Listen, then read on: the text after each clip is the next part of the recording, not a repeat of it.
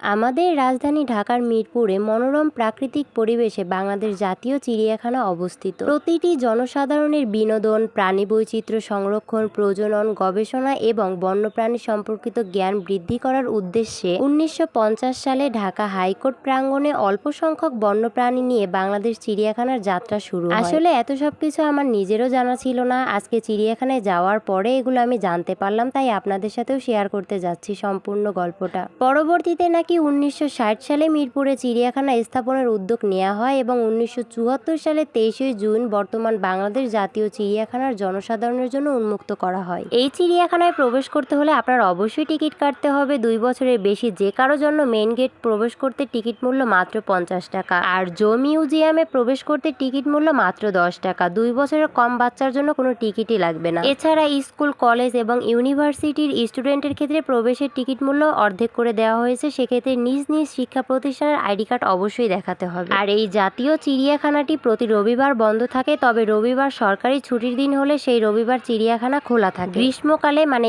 April মাস থেকে October মাস পর্যন্ত সকাল 9টা থেকে বিকেল 6টা পর্যন্ত খোলা থাকে এবং শীতকালে মানে হলো নভেম্বর মাস থেকে মার্চ মাস পর্যন্ত সকাল 8টা থেকে বিকেল 5টা পর্যন্ত খোলা থাকে। এই জাতীয় চিড়িয়াখানার লোকেশনটা আমি আগে আপনাদের সাথে শেয়ার করিনি। এটা হলো মিরপুর রোড, মিরপুর 2, ঢাকা 1216। মিরপুর একেরই সোনি সিনেমা হলের সামনের রাস্তা দিয়ে সোজা গেলেই চিড়িয়াখানা পেয়ে যাবেন। আর এখানে আপনি আপনার পার্সোনাল গাড়ি অথবা হেঁটে অথবা রিক্সায় করেও যেতে পারেন। আপনি কিভাবে মিরপুর চিড়িয়াখানা যাবেন এটা সম্পূর্ণ আপনার বাজেট, সময় এবং ব্যক্তিগত ইচ্ছার উপর নির্ভর করে। আপনি যদি নিজস্ব গাড়িতে করে যেতে চান তাহলে সোনি সিনেমা হলের সামনের রাস্তা দিয়ে সোজা গেলেই চিড়িয়াখানা পেয়ে যাবেন। চিড়িয়াখানার পার্কিং এ গাড়ি রাখার জন্য ফি লাগে। মাইক্রোবাস, প্রাইভেট কার এ ধরনের গাড়ির জন্য পার্কিং ফি মাত্র 20 টাকা, আর বাস, ট্রাক, মিনিবাস ধরনের যানবাহনের জন্য 40 টাকা। Microbus, taxi, jeep, private car, pickup এই ধরনের সকল গাড়ির জন্যই 20 টাকা। সিএনজি, টেম্পো, মোটরসাইকেলের জন্য 10 টাকা। আর এই চিড়িয়াখানার সামনে বেশ কিছু খাবারের দোকান রয়েছে, চাইলে সেখানে খেতে পারেন, তবে অবশ্যই খাওয়ার পূর্বে খাবারের মূল্য সম্পর্কে নিশ্চিত হয়ে দেন খাবার অর্ডার করবেন। বাংলাদেশের এই জাতীয় চিড়িয়াখানার আয়তন প্রায় 75 হেক্টর। চিড়িয়াখানার চত্বরে 13 হেক্টরের দুটি লেকই আছে, যেখানে গেলে আপনি মনের প্রশান্তি খুঁজে পাবেন। পশু পাখি দেখতে দেখতে যখন আপনার ক্লান্তি লেগে যাবে বা এখানের জায়গাটা এতটা বড় আপনি হেঁটেই শেষ করতে পারবেন না, হাঁটতে হাঁটতে যখন ক্লান্তি অনুভব করবেন লেকের পাশে যেয়ে বসে আড্ডা দিবেন, খুবই ভালো লাগবে। এখানে সবাই ফ্যামিলি নিয়েও যায়, অনেকে তো খাবার বাহির থেকে নিয়ে গিয়ে ওখানে পিকনিক স্পটের মতো পিকনিক করে ছোটখাটো। এই চিড়িয়াখানার তথ্য কেন্দ্র হতে যতটুকু তথ্য আমি জানতে পেরেছি তা হলো বর্তমানে ঢাকা চিড়িয়াখানায় প্রায় 191 প্রজাতির 2150টি প্রাণী রয়েছে। তো আমার পক্ষে তো এতগুলো প্রাণী ঘুরে ঘুরে দেখা সম্ভব হয়নি, কারণ আমি বরাবরই হাঁটতে তেমন একটা পছন্দ করি না, একটু হাঁটলেই পা ব্যথা করে। আমার চিড়িয়াখানা যাওয়ার মূল 2টা উদ্দেশ্য, একটা হলো আপনাদের সাথে শেয়ার করা আর দ্বিতীয়টা হলো জেব্রা দেখা।